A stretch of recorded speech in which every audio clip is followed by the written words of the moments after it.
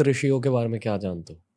सप्तऋषि असल में थे या ये? हाँ बिल्कुल थे। Okay. बिल्कुल थे। देखो कोई भी पात्र वहां काल्पनिक नहीं दिया गया है, चाहे याज्ञवल्क हो, चाहे पाराशर ऋषि हो, किसी भी ऋषि का जो नाम तुम पा रहे हो वो काल्पनिक नहीं है।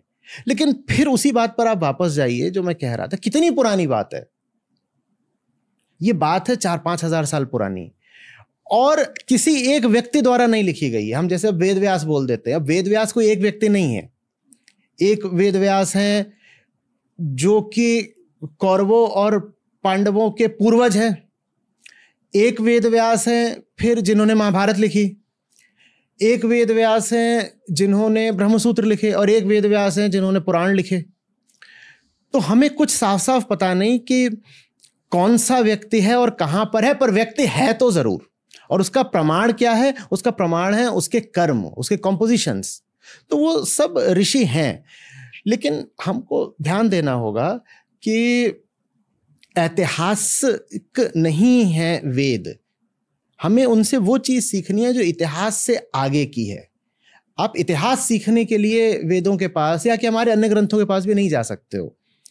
यहां तक कि जिन ग्रंथों को हमने इतिहास का नाम भी दिया है वो भी ऐतिहासिक नहीं है।